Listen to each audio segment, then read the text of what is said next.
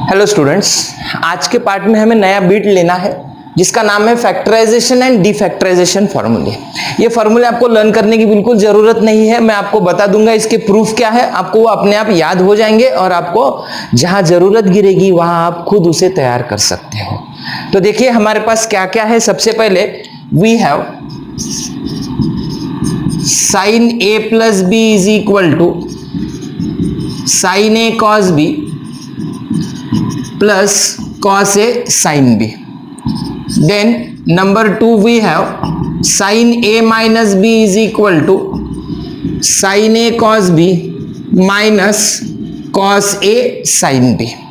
Then we have formula number 3, cos A minus B is equal to cos A cos B plus sin A sin B. And number 4 we have cos A plus B is equal to cos A cos B minus sin A sin B। तो ये चार फॉर्मूले हमारे पास है। देखो अब इस पे से हम फैक्टराइजेशन और डिफैक्टराइजेशन फॉर्मूले डिराइव करेंगे। यहाँ पे हम इसे 1 2 3 4 जो है वो इसे इक्वेशन कंसीडर करेंगे। देखिए मैं क्या करता हूं, एडिंग 1 एंड 2, ये दोनों इक्वेशन की मैं क्या कर रहा हूं, एडिशन कर रहा हूं। तो what I get sine A plus B plus sine A minus B is equal to sine A cos B plus cos A sine B. Addition कर रहे हैं, प्लस इसका formula sine A cos B minus sin A cos B minus cos A sin B. So we get sin A plus B plus sin A minus B is equal to, ये term cancel हो जाएंगे as we are adding opposite sign से। तो यहां पे हमारे पास रहेगा 2 sin A into cos B। So we get sin A plus B plus sin A minus B is equal to 2 sin A cos B। अब हम ये दोनों की सब्ट्रैक्शन करेंगे।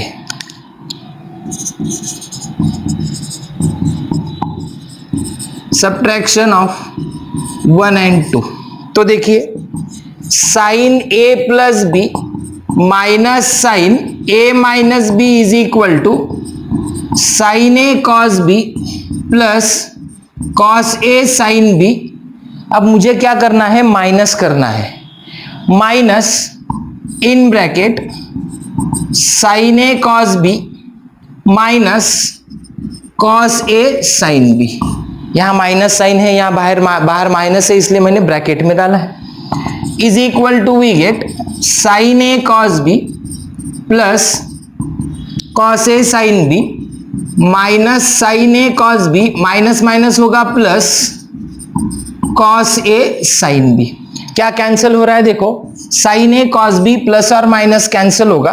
सो we get sine A plus B minus sine A minus B is equal to, we have formula 2 cos A sin B,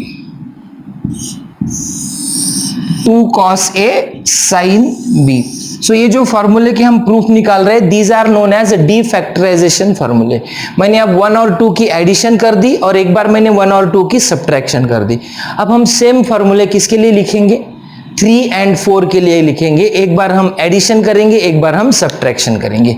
देखिए मैं यहाँ formula लिख रहा हूं जो हमने प्रूव किया है, sine A plus B plus sine A minus B is equal to, हमने प्रूव किया है 2 sin A cos B। ये हमें लगने वाले हैं आगे। Then next one sin A plus B minus sin A minus B is equal to, हम लिखेंगे 2 cos A sin B। अब ऐसे ही दो फॉर्मूले किसके लिए आएंगे, cos A माइनस बी और cos A प्लस बी की एक बार एडिशन करेंगे, एक बार सब्ट्रैक्शन करेंगे। जो भी आपके आंसर्स आएंगे वो क्या रहेंगे, उसके फॉर्मूलेस रहेंगे। So after taking proof for 2 हम 3 और 4 यूज करेंगे। अब हम दोनों की एडिशन कर लेते हैं। एडिंग 3 and 4, तो ये हो जाएगा cos A minus B plus cos A plus B is equal to, देखिए cos A cos B plus sine A sine B, plus लिखना है इसके लिए cos A cos B minus sine A sine B. यहाँ plus है इसलिए आगे के साइन में कुछ फर्क नहीं पड़ता, इसलिए ब्रैकेट नहीं भी लिखा तो चलेगा। साइन ए sine B plus minus term cancel हो जाएगी, so we get cos A minus B is equal to 2 times आ रहा है कॉस ए माइनस बी प्लस कॉस ए प्लस बी। हम इसे ऐसे लिख सकते हैं cos A plus B plus cos A minus B is equal to आएगा 2 cos a into cos B.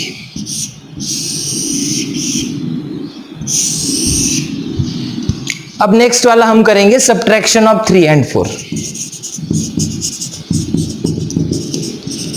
Subtraction of 3 and 4। 3 क्या है देखो,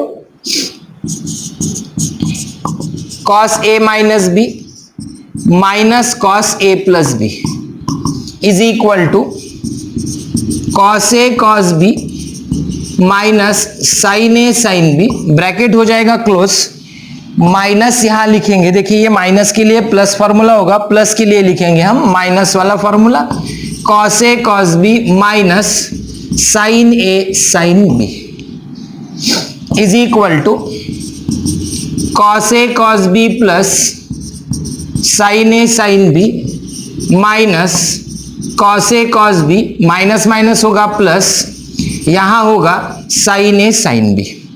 तो देखिए cos A B cos A cos B cancel हो रहे हैं, so we get cos A minus B minus cos A plus B is equal to, we write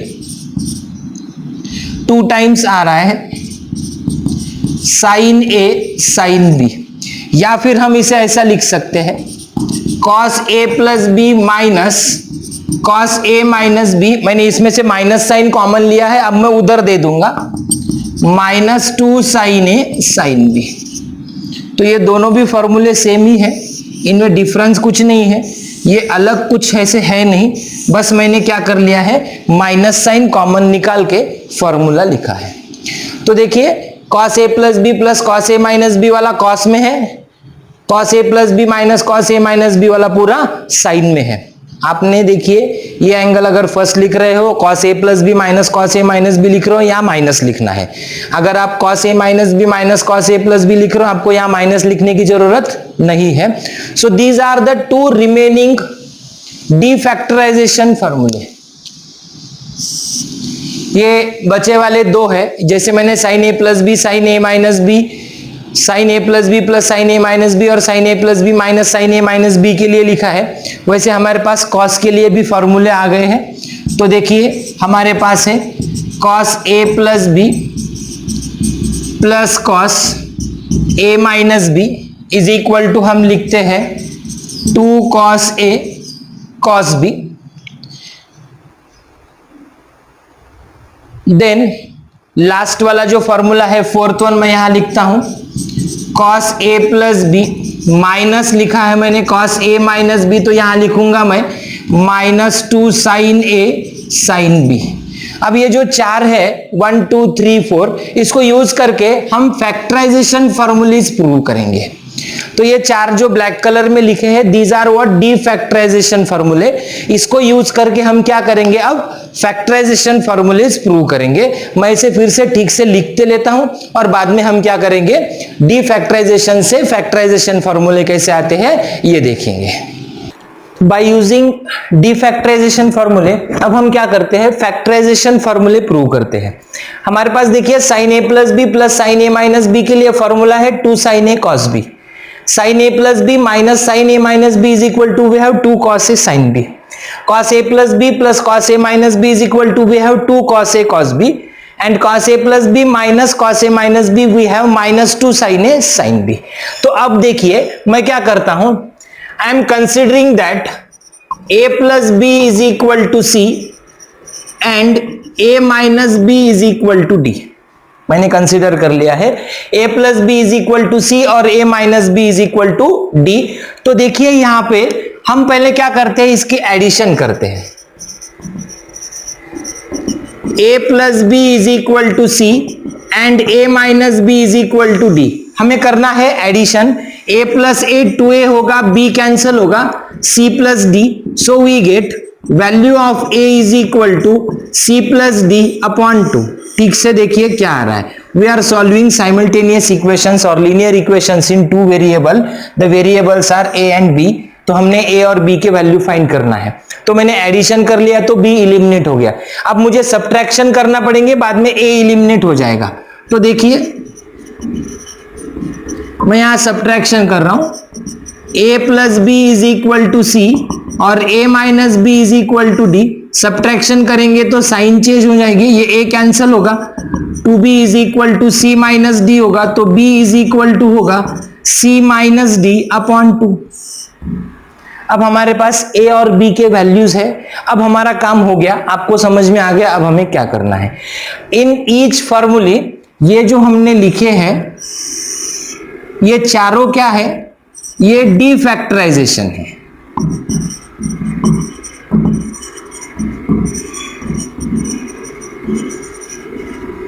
ये चारों क्या है, डीफैक्टराइजेशन फॉर्मूले हैं। अब हम क्या करेंगे, इसको ही फैक्टराइजेशन में कन्वर्ट करते हैं। देखिए क्या करना है, बहुत सिंपल है।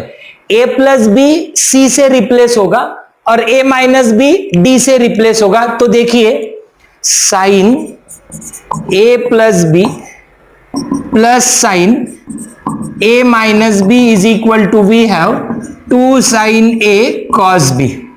अब यहां देखिए साइन c लिखेंगे a प्लस बी प्लस यहां साइन d लिखेंगे a minus B, 2 into sine a को रिप्लेस कर देंगे c plus D upon 2 and b will be replaced by c minus D upon 2।